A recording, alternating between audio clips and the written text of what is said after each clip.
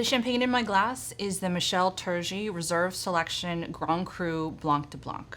So this is located in a Grand Cru village of Auger, and the vineyard site is called Les Menils. So Les Menils sur Auger.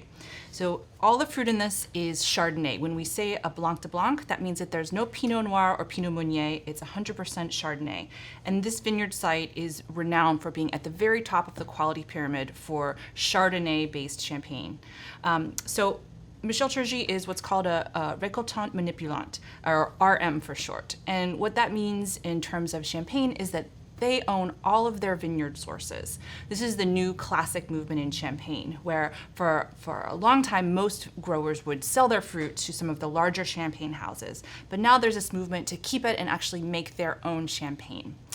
So this in particular has over 20 years of reserve wines blended in. So what you get is both this real focus of bright acidity, this sort of Meyer lemon peel, apple, but with also a bit of more richness and roundness to the wine.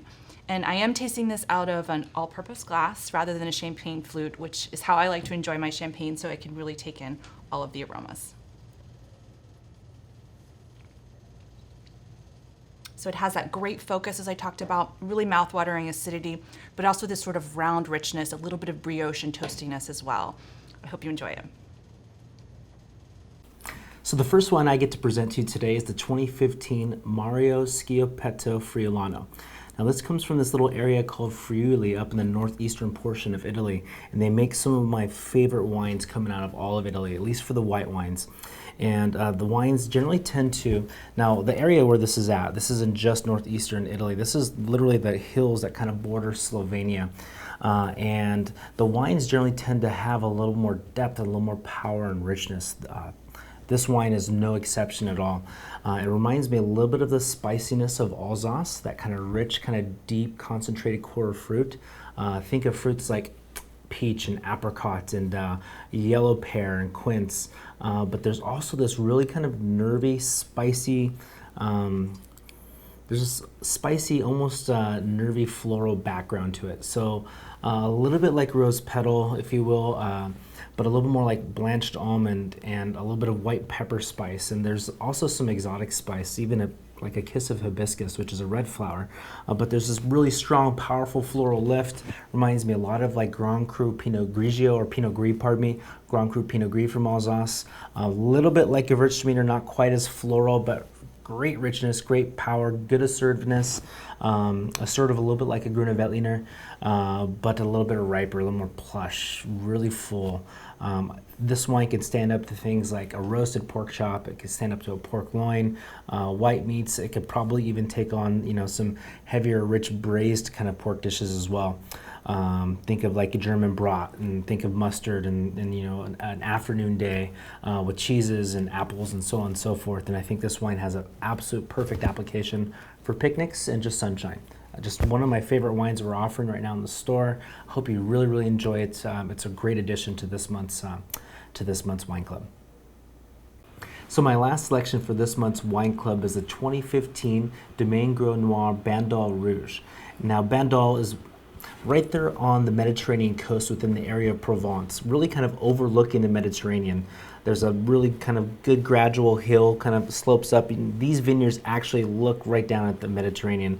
Beautiful area, very, very warm, and you need that warmth and that richness of sunshine to ripen the Mourvèdre grape, which is the predominant grape used here in Bandol. Now, the Mourvèdre grape usually tends to be pretty brewed, pretty broad-shouldered, full, kind of masculine, a dark, hardy grape with lots of richness to it. And it needs a lot of sunshine to ripen it, to kind of soften out some of its edges. Now, this wine is very, very clean. It's very, very aromatic, has savory notes like, gosh, cracked pepper, this kind of wild game kind of element, which I find very, very attractive. There's a deep center core of really rich, dark fruit. It's lightly, I don't want to say it feels like the soul of the fruit is lightly smoky, but it's not from smoked oak. It's actually the soul of the grape itself. That meaty, animalistic, kind of dried, savory herb. It just permeates through the entire glass. It makes me think of things like wild game and, you know, roasted duck or or roasted lamb chop or braised meats, and just makes me happy because those are comfort foods for me. Deep, earthy root vegetables would work really great with this wine. It's a really, truly terrific example of Bandol. Sometimes Bandol can get a little bit too rustic and too funky. The Domaine de Gros Noir has a really nice, clean profile to it. It's really polished, almost even has a little bit of elegance to it with the amount of power that it's carrying. It's a fantastic selection. You don't find quality Bandol like this very often. I can tell you that by personal experience. It's really fantastic wine. 2015 is a great vintage. I think you'll love it every bit as much as I do. So the next wine in this month's wine club is a 3 Wine Company Old Vine Field Blend out of Contra, Costa County. This is the 2014 vintage, and what we're looking at here is a blend of several different grape varietals. This is a classic blend back to really old California winemaking. A healthy percentage, about 75+% Zinfandel. There's some Carignan, there's some Petite Syrah. These are all really, really classic grapes that came up with the missionaries all up through Southern California and kind of stopped right here and kind of right around the Sonoma County area.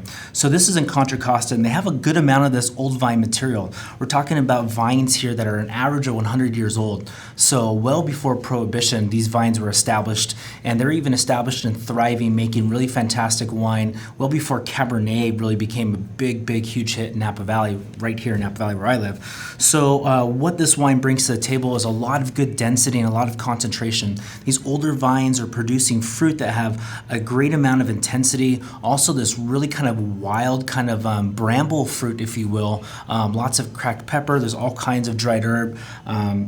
There's just a lot going on. You get everything brings a little something different to the blend here, and with the vines being so kind of old, if you will, and kind of ancient, they're kind of made in a very, very similar way to where they're actually blended together in a tank, crushed, and then co-fermented. And that co-fermentation makes something that you just really couldn't create with one singular grape varietal on its own. So let me go and give it a taste here. We'll go through it and talk about the value and a couple of different things that I think I would probably eat with this wine.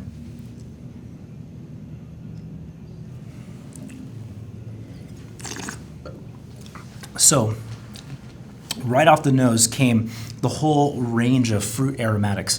So you have red fruits here, like kind of like candied raspberry, dried strawberry, probably coming from the Zinfandel. And then you have this really kind of bright purple, kind of black raspberry, purple plum, even blueberry note. I'm thinking the Petite Syrah is probably playing a part with this. You even have some darker earthy elements with some attar that's coming in, a little more animalistic. There's this almost black licorice kind of dark tarry kind of note to the wine, which I think really anchors the wine really well. And these aromatics kind of make me think of things like grilled meats, even a lightly seasoned barbecue, like a dry rub could be really, really great. Things with like cumin and paprika and even a touch of brown sugar and some tomato product. Just your classic barbecue. This wine is just really, really perfect. It has all that concentration. It's got all that spice already going on with it. The price point is crazy good for a wine of this quality and from vines this old with this much heritage and this much to say. And the fact that they've, this wine is now, 2014, they began to blend together and they're still really, really fresh, but everything's playing its part and it's all kind of coming together into one wine that's really over-delivering. Very complex, really quite rich, and I think you're going to absolutely love as much as I do. Next wine here on this month's wine club is a 2012 Talenti Brunello di Montalcino. And I usually would not select a Brunello di Montalcino to be the perfect grilling wine, except for we have the warm 2012 vintage, and we have a winemaker that makes wines in a more soft, forward, polished style, like Talenti. He does things like hand harvest all of his fruit, does a lot of sorting on a sorting table, getting rid of a lot of the berries, and he also does some stainless steel temperature-controlled fermentation. Some slightly more modern techniques than the more traditional way. And the wines become a little bit more polished, a little bit softer, more fruit-forward, and the 2012 warm vintage really kind of aided in that style. So you have something that's quite savory, red fruit dominant, and I really begin to think of things like grilled double cut pork chops and some really nice dry rubbed kind of like beer can chicken. If you ever had that before, Brunello would be a beautiful combination with both of those.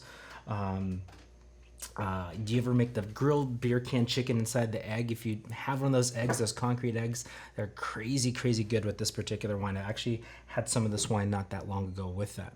Other things that I'm thinking of when I'm enjoying this particular wine is, bratwursts. Some really good spicy sausage with some mustard and so on and so forth.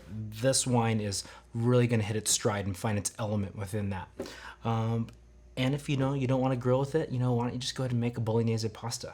I know I talk about bolognese pasta a lot, but if you make the true classical rendition of that particular recipe that you can find online, it's one of the most amazing things in the world. Softer, more open, fleshy style of Brunello de Montalcino is a beautiful thing. Talenti is one of those producers that delivers that year in and year out. Absolutely incredible. Hope you enjoy it.